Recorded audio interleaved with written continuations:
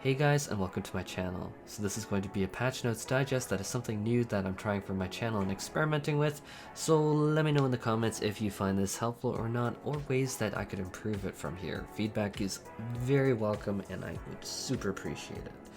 And so I have heard, honestly, just that many people enjoy hearing the patch notes be spoken to them in a verbal manner, but with more context added to it, and not just like literally me reading it verbatim. So experiment time.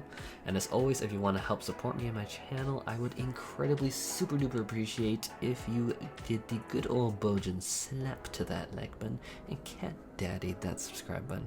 So the first new piece of content that we're going to talk about is the Blue Mage updates. If you're already up to date on Blue Mage level 60 and caught up on the Blue Mage quests, then your next quest is called Second Rate Entertainment that will start in Ul'dah, the Steppes of Sol, at specifically X coordinate of 12.5 and Y of 13. Talking to Martin, our very not suspicious, not concerning, 100% legitimate friend. Likewise, after that there will be a series of Blue Mage class specific quests leading all the way up to level 70 as always. The Blue Mage likewise will have additions made to their job quests added into New Game Plus for replayability. And honestly, saying that, I suppose the Miqo'te's out of the bag now, and that yes, we are having our level cap for Blue Mage increased to the Stormblood maximum level cap of 70, meaning that the Blue Mage now has access to most of the content prior to the Shadowbringers expansions such as Trials, Dungeons, and Raids, but with one caveat.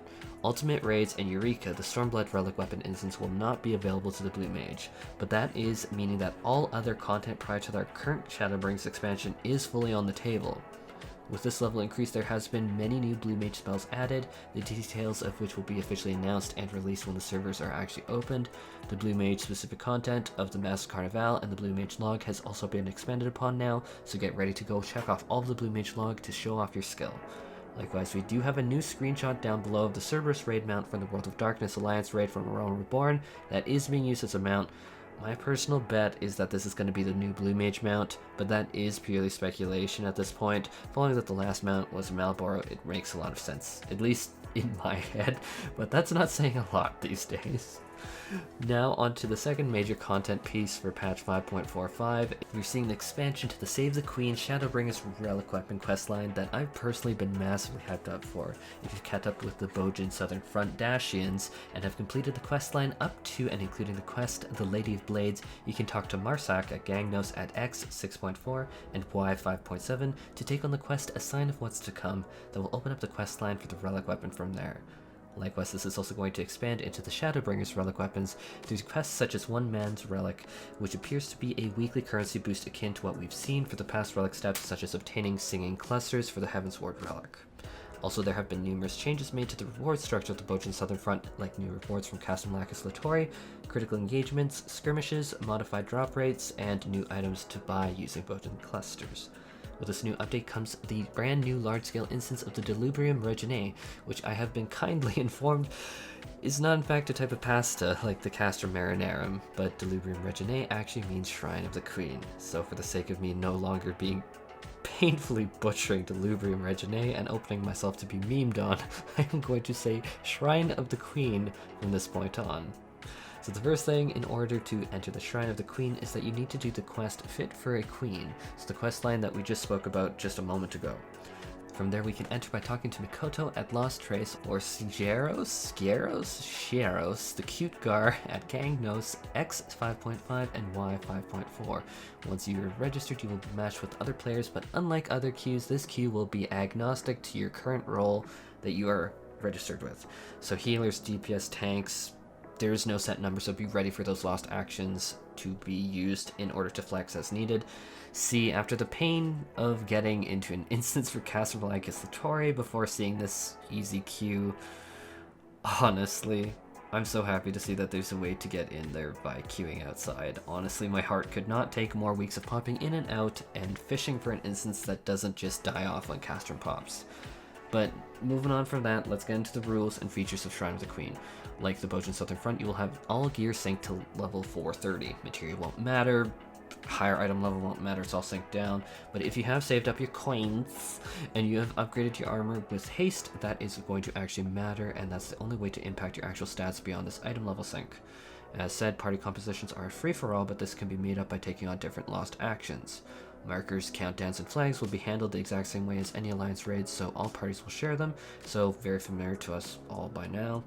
And the next thing is that traps are a brand new feature for the Shrine of the Queen that are giving me tremendous Heaven on High and Palace of the Dead flashbacks. I don't know if that's a good thing, but they're here.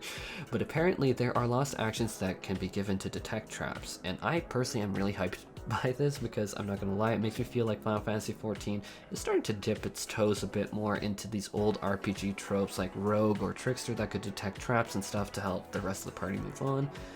But I digress, that belongs in a very different video and I am moving on. The next thing is that penalties will be applied in here where if you die you're going to lose metal, but your resistance rank cannot go down, so that is honestly no different from how things are for the rest of Bozja. And so that's all of the information for the normal mode. Now let's talk about the Savage that builds up further on top of the normal mode's features and requirements. This will have a level requirement of 80 and have a party size of up to 48 players, meaning that this is a pretty huge instance. Not the biggest though, because we did see that in past content in Eureka that yes, we could have really big instances, but this is pretty huge in terms of Final Fantasy XIV and even World of Warcraft raids, so big. So from there, you need a lot of requirements for the Savage version, above and beyond.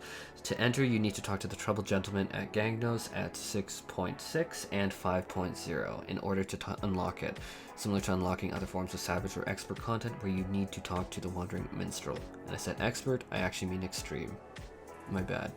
Additional requirements to unlock this is that you need to complete the questline Fit for a Queen and have a resistance rank of 15 or higher and have 700,000 metal, which probably means that you've grinded out a lot of lost actions, are very familiar with the Relic questline areas and probably the different actions that you can do.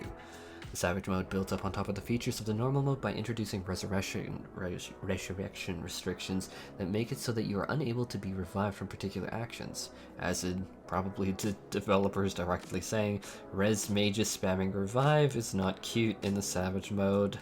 And yes, I do feel personally victimized by Regina George on this one. So with those two big key pieces of content wrapped up is the changes to Savage, where the echo for Shiva Savage has been increased to 15%, the Feast Season 18 is being kicked off and has a new set of rewards, which unfortunately didn't work when I clicked the link, and I assume that it doesn't work because I'm recording this right as the patch notes came out, and maybe they're just hiding the rewards, but who knows, maybe it's just spoilers. And then Crafters and Gatherers should rejoice because there are new updates to the Skysteel tools. This starts with the quest given by Nilamard at Foundation 7.9 and 10.6, called Oddness in the End. From there is now actually a massive amount of new achievements, titles, fish, gathering points, mounts, craft recipes, chocobo parties, minions, fashion accessories, housing items, and hairstyles that have been added to the game, as well as emotes. Did I say emotes? I think so, but basically a lot of stuff. And as you can see on the screen right now, there are housing items that include a host of really new styles that I am thinking are really unique and iconic, and I am personally living for these items. This means I'm gonna finally have to take down my like 30 miniature Heaven on Highs in my outdoor space of my FC house and actually design it to not be a terrible scourge of disgust and villainy. Damn. Next up is that there is a new curse emote that has been added to channel your inner Yandir. Yandiri? Yandere? I butchered that for sure. As well as new hairstyles that I am unfortunately sure that my beautiful Rothgar can't use. Oh, sadness. Anyhow, that is all for my patch 5.45 digest video, and if you want to help support me and my content, I'd super incredibly appreciate if you did a good old Bozjan slap to that like button and cat daddy that subscribe button. Take care and happy adventuring in 5.45.